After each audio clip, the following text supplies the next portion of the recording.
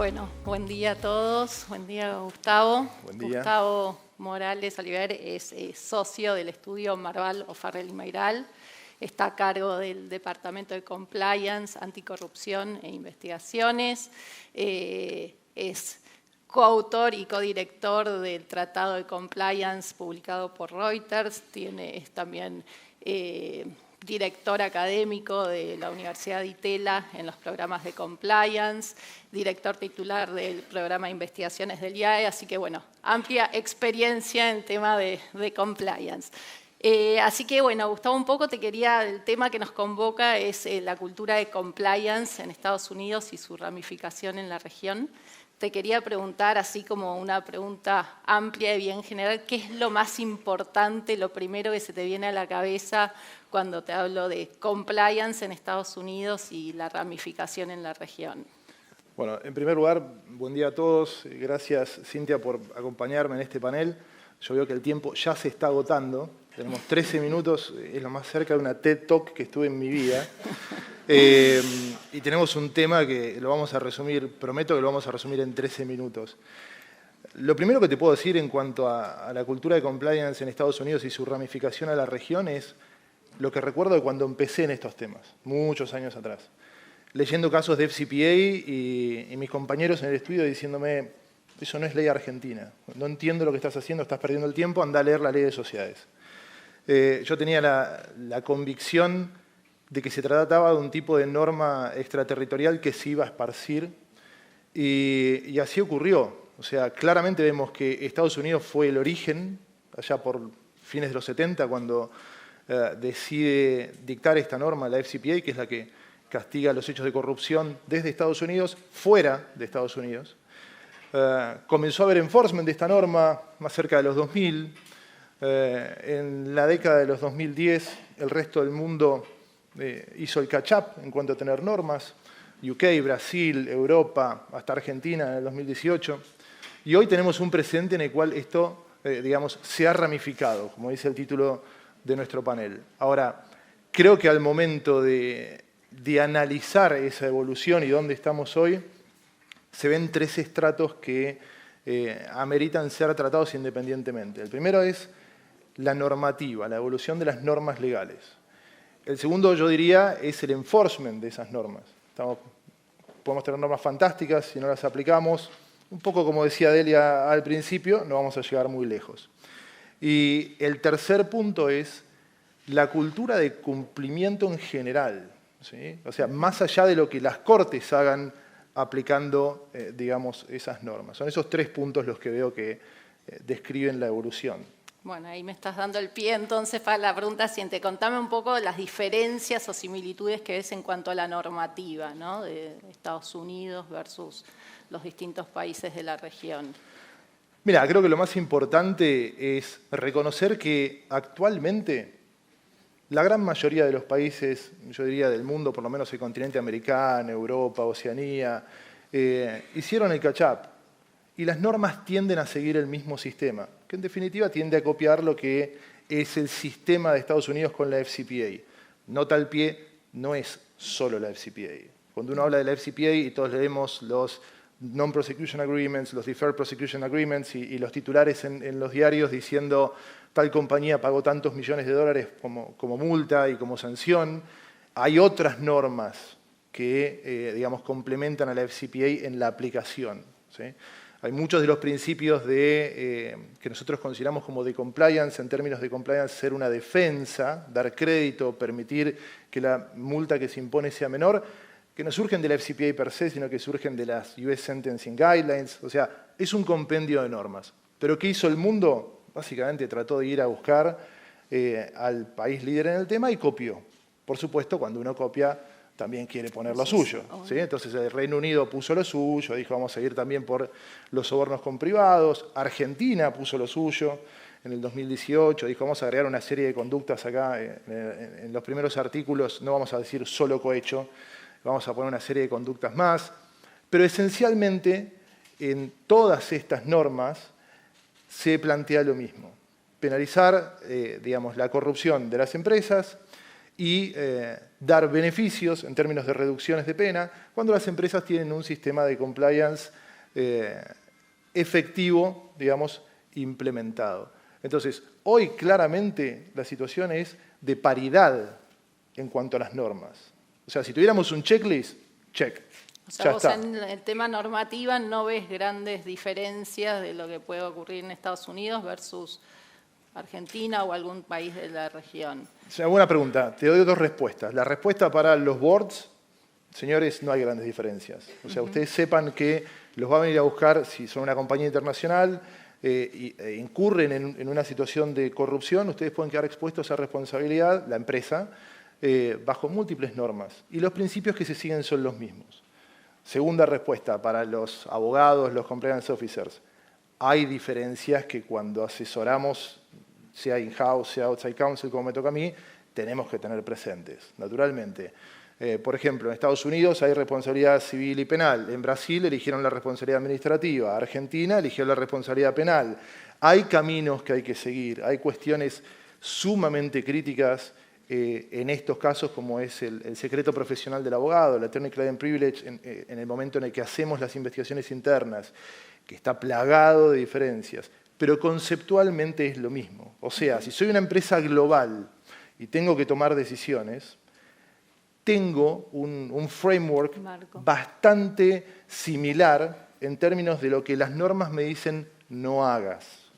Y en términos de lo que las normas me dicen, de esta manera, si tratás de prevenir y estás cerca de lo que está ocurriendo, digamos, en tu empresa, si te toca una situación desafortunada que escapó un poco a lo que podías anticipar, vas a tener algunos beneficios de reducciones de penas. Pero en general, el terreno de juego está parejo con respecto a las normas en el mundo.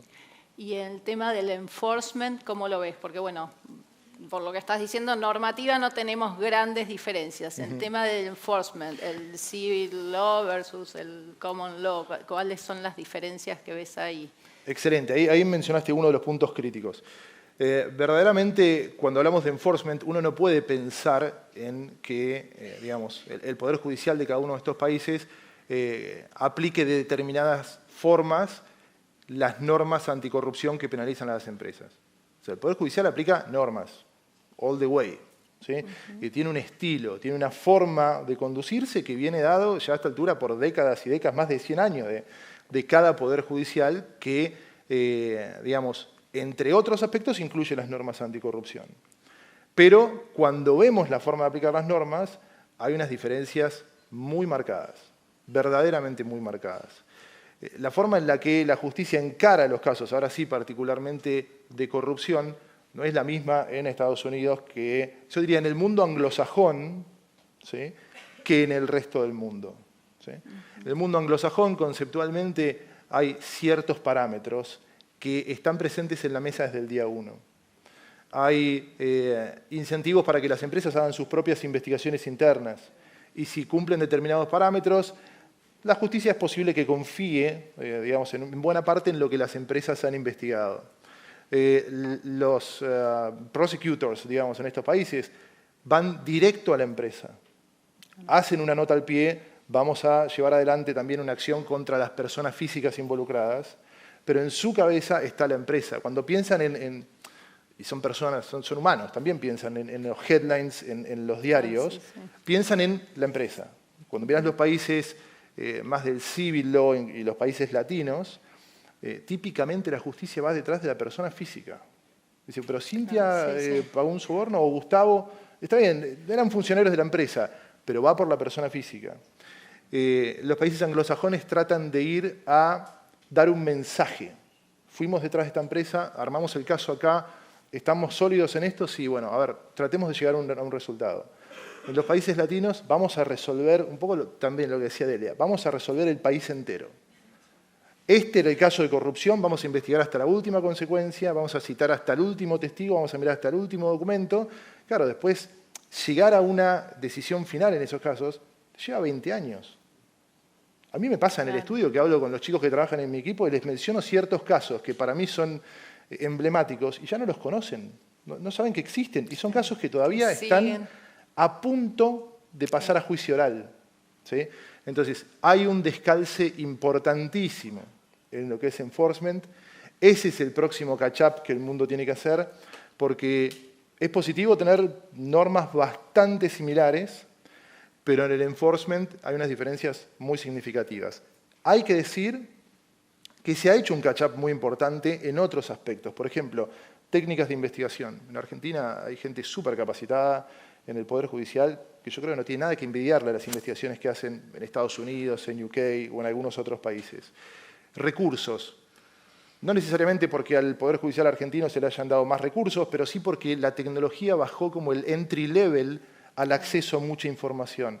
Entonces, de ninguna manera hay que subestimar la capacidad de investigación que tiene el Poder Judicial en Argentina. Y además, todo lo que hacemos queda registrado digitalmente. De hecho, yo recuerdo conversaciones con funcionarios del FBI y yo preguntarles, ¿qué harías si tuvieras que investigar el mismo caso 15 años antes? Me dice, no, eso es otro trabajo. Digo, no había mensajes de WhatsApp, no tenía las conexiones del celular, el email, todos los rastros que dejamos hacen que los casos sean mucho más fáciles de investigar. Entonces, también hay muchísima cooperación y comunicación y se comparte experiencias entre las autoridades judiciales de los distintos países. En ese espacio hubo un avance enorme. Y tenés también, desde el lado negativo, ciertas reglas procesales que todavía dificultan el avance de investigaciones cross-border. ¿Sí? Sí. Pero bueno, enforcement pendiente todavía. Y ahí vos al principio me mencionaste 3 cosas. Hablaste del tema de la normativa, el tema del enforcement y el tercer tema que para mí es súper importante es el tema de cultura, ¿no? Que es lo que veníamos hablando también. Ahí la cultura latina versus la cultura anglosajona, digamos, yo creo que ahí también hay mucho para trabajar, ¿no? No sé qué opinas. Absolutamente. Bueno, eso ya es más, te diría, un tema súper profundo, ¿verdad? Ahora, existen esas diferencias. En mi experiencia, trabajando en casos, conociendo clientes de todos los orígenes, la forma en la que las distintas sociedades y culturas cumplen las normas es distinta. Esto es mi opinión. Latinos, cumplimos las normas, por supuesto, siempre y cuando estemos convencidos de que en ese momento esa norma es razonable que se me aplique a mí.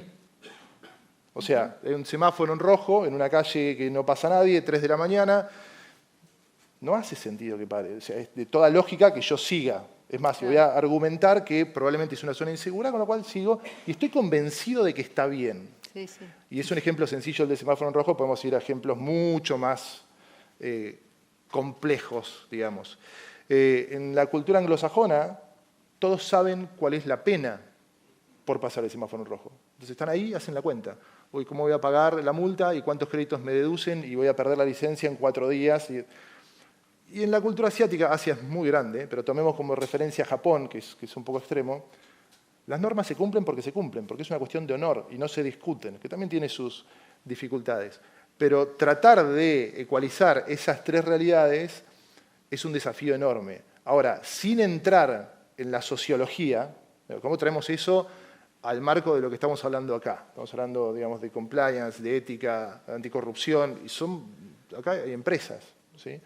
Bueno, hay que tener presente esto, porque si es una empresa global, las decisiones respecto del cumplimiento se toman con esta diversidad, ¿sí? En definitiva, ninguna empresa, comienza sus actividades un día determinado y le notifican: usted está involucrado en un caso de corrupción. Usted está involucrado en un caso de conflicto de interés, como decía Delia. Tomo corrupción para hacer el ejemplo claro. Esto sucede porque alguien tomó una decisión y abrió esa puerta. Sí. Entonces, definitivamente, las diferencias culturales en cuanto al cumplimiento alrededor del mundo existen y son muy significativas. Me pregunto si alguna vez cambiarán. Probablemente no. Ni siquiera estoy diciendo que sea bueno que eso cambie, pero por lo menos hay que reconocerlo. Sí, coincido. Bueno, ahí nos queda poco tiempo, pero quería una última reflexión un poco de tus recomendaciones, ¿no? Para evitar lo que decía Delia y las chicas de compliance, ¿no? Cómo impregnamos también esa cultura y qué recomendaciones le darías un poco a las empresas también para hacerse del tema de compliance, ¿no? Definitivamente. A ver, en un escenario, como decimos, las normas son bastante parejas en general en el mundo en términos de anticorrupción y compliance. El enforcement tiene grandes diferencias según la región en la que estamos operando y hay grandes diferencias culturales también. Ahora, teniendo estos tres elementos en cuenta, tenemos que saber que la clave está en las personas que toman las decisiones, o sea, no en las chicas de compliance. ¿Sí? En mi experiencia, y acá agrego no solo los casos en los que yo participo, sino también lo que hablo con tantos, digamos, colegas del resto del mundo, es muy difícil que suceda un caso, pongamos, de corrupción significativo, un caso de conflictos de interés significativo, porque a la chica de compliance se le pasó, no lo vio. Te puso el OK, aprueba compliance, digamos, y en realidad el error lo cometió ella. El problema es quiénes toman las decisiones. Entonces, sin ninguna duda, digamos, cuando es bastante habitual que los clientes dicen, Gustavo, a ver, queremos que nos asesores en este tema, compliance es, digamos, prioridad absoluta para esta compañía, somos una compañía ética, íntegra, con valores, todo, hay un discurso como de 3 minutos, ¿no? Termina de decir, ¿nos podés ayudar con el programa o en esta investigación interna o en este caso? Sí. Bueno, claro, fantástico. A ver, veamos qué es lo que necesitan. Sí, no te dije, tenemos un presupuesto, son $400 que podemos gastar en los próximos 5 años. De vuelta, como dice Delia, las chicas de compliance, el presupuesto de $400. No estamos descubriendo nada, o sea, las mismas guidelines del DOJ, las más recientes, hablan de, bueno, uno de los puntos que voy a tener en cuenta para ver qué tan serio sos en este tema es qué budget le das. Totalmente. Lo que digo es, cuando uno investiga, sea gente como nosotros que hacemos las investigaciones internas, cuando investiga la justicia, las cosas se ven. No subestimen la capacidad de detectar lo que verdaderamente pasa, ¿sí? Es mucho más fácil de lo que creen. Y tomando como, digamos, surgía un comentario del panel anterior, siempre hay alguien, tarde o temprano, que está dispuesto a hablar por el motivo que fuera. Típicamente porque se siente ignorado, maltratado o subestimado. Entonces, no subestimen eso. ¿Y cuál es cuando me dicen, tenemos este budget absolutamente limitado, ¿qué podemos hacer? Digo, mira, vamos a hacer esto, yo te voy a dar una sola recomendación. Gastar todos tus recursos en esto. Chequea qué personas toman decisiones en tu empresa y fíjate si están a la altura de lo que pretendés tener como programa de cumplimiento. Totalmente. No gastes dinero en hacer el entrenamiento por video, con quiz y cositas que te lo programan. Porque, sí. No me vengas a pedir que te revise la política y te diga si la nota al pie 45 aplica o si lo vamos a hacer más dinámico y te hago un resumen. O sea, definitivamente, fíjate quiénes toman decisiones en la empresa. Y yo les garantizo, porque cuando uno hace después las investigaciones internas, lo primero que surge es, ok, mira, estamos investigando esto que sucedió acá en la empresa, digamos, digo, ¿vos cómo ves este tema? ¿Tuviste en algún momento algo que te llamó la atención? Definitivamente. A ver, nadie en la empresa entiende cómo Cintia tiene el puesto que tiene. Es instantáneo. La gente lo dice, y vos le preguntás, ¿y por qué? Bueno, a ver, Cintia viene de una gestión anterior, cuando esta empresa era local, se manejaban con otras prácticas totalmente distintas. La gente lo dice. Entonces, normalmente se sabe cuando en alguna posición de toma de decisiones relevante hay una persona que no encuadra con, digamos, los valores de la empresa. Y es muy sencillo. Digamos, ese es un matrimonio que no funciona. Digamos, sin entrar en juzgar a esa persona, si quieren proteger a la empresa, lo mejor que pueden hacer es dejarla a un lado y tomar gente que tome las decisiones según los valores que tiene la empresa. Insisto, la empresa no entra en este tipo de casos si no es a través de una decisión de una o más personas que la integran. Bueno, gracias Gustavo. Ahí me quedaría charlando, pero me están marcando que se nos terminó el tiempo. Casi cumplimos el tiempo. Así que súper interesante. Muchas gracias.